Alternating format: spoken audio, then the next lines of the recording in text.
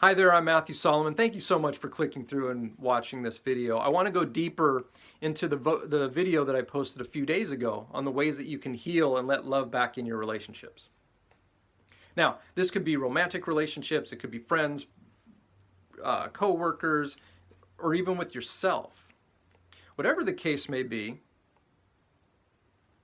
your first step in allowing love back in to your experience is to get that the person standing in front of you is not your enemy.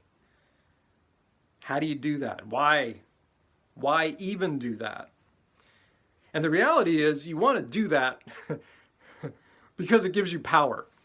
Because when you get that you have a choice in the matter, when you have a say in the matter, when you have personal responsibility for who shows up and how they show up and why they remain or don't remain,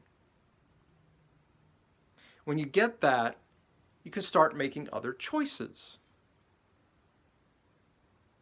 But before you can start making other choices, you got to get deep into why you're choosing that person.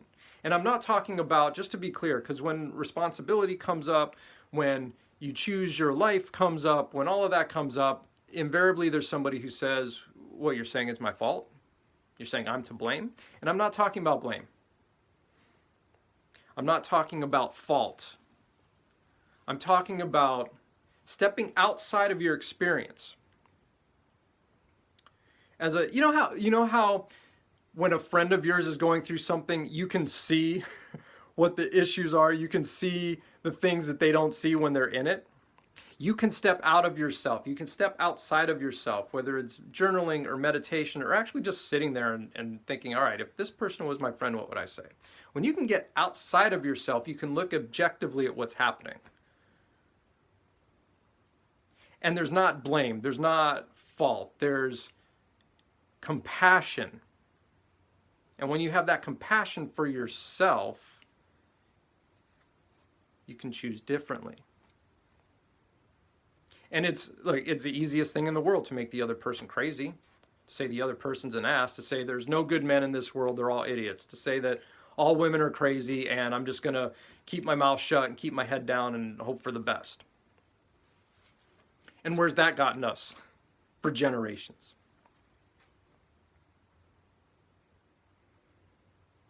So, how do you get that the person standing in front of you is not your enemy? You look at the choices you made. You look at why you made those choices. After my marriage ended, when I was going through my divorce, I got in a relationship with somebody that I had known for years. And it seemed great on the surface. You know, I was getting needs met. I had a partner. I had somebody on my side going through a divorce that was at that point had been the hardest thing I had ever gone through. So I had that partner. I was getting needs met. Everything seemed great. I thought I'm in love again. I didn't think this would happen. But what showed up with that was a volatile relationship. Was somebody who would wake me up at 3 in the morning or keep me up until 3 in the morning because she was upset about something. She felt threatened by something. She felt insecure about certain things that were happening.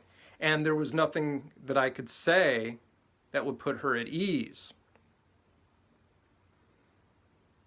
But why did I stay? I stayed because that friction, that intensity, that channel for my anger and frustration, I had a terminal. I had somebody in front of me to vent everything that was having to be contained because of the divorce I was going through, because there wasn't stuff to work out with my ex-wife. There were, contracts and divorce papers, and my kids, our kids, that were going through their own stuff.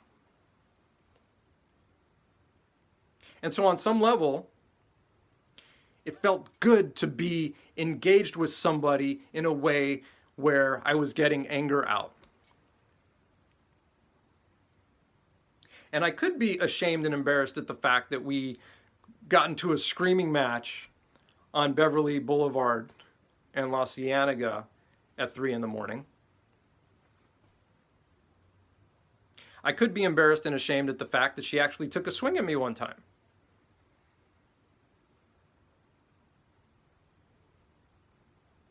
but I didn't leave after that. And I could feel like shit about that all I want. That what the fuck was I thinking? How was I, as a 40-something-year-old man, divorced with kids, why would I stick around for something like that? And I stuck around because it was a channel for my anger. I stuck around because it was something to fight for. Because if I could calm her down, if I could make things better with her, then it would prove that I wasn't a fuck up in my marriage. That's what it was.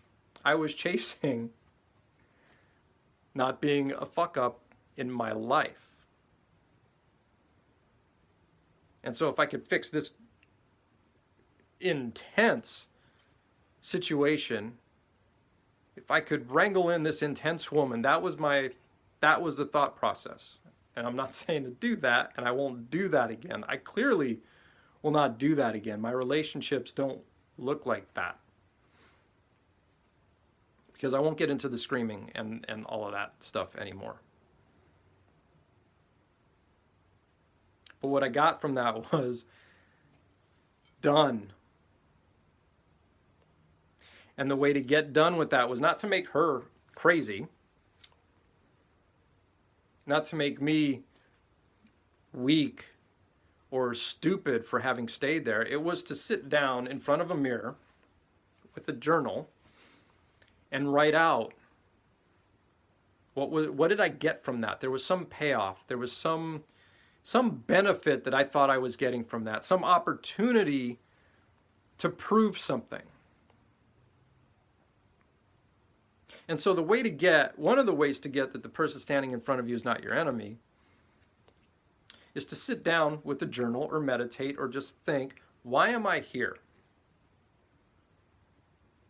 What do I want? What am I afraid of? What am I afraid of? And who would I be if I wasn't afraid? And as you go through that, as you see what comes up, as you get clearer on your process and how your mind is working and why you're setting yourself up for this, you get that you're choosing to be there and you can choose something else. But you got to unravel all the shit a lot of times so that you can consciously choose something else, someone else. So what's not working in your life? What relationship is not working in your life right now? What has you so unbelievably frustrated? And it's not saying that every person who's in your life needs to stay in your life, not at all.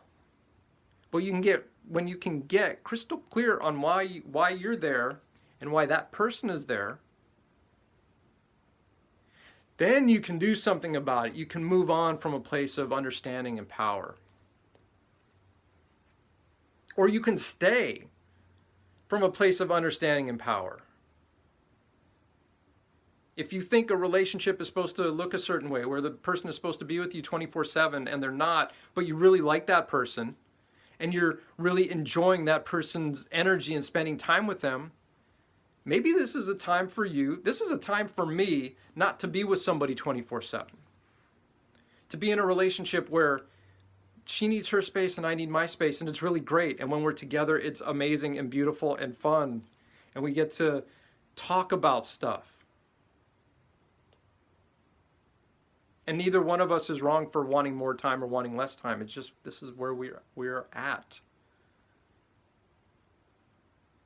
So when you can step outside and look at that, then there's a space for healing. Thank you so much for watching. If this resonates with you, I have space for one-on-one clients, for a one-on-one client, and I have space for a couple in my 6-week relationship reboot. I'd love to work with you. I'd love to support you in your journey. Thank you so much for watching. Thank you for liking and sharing. Have a great day.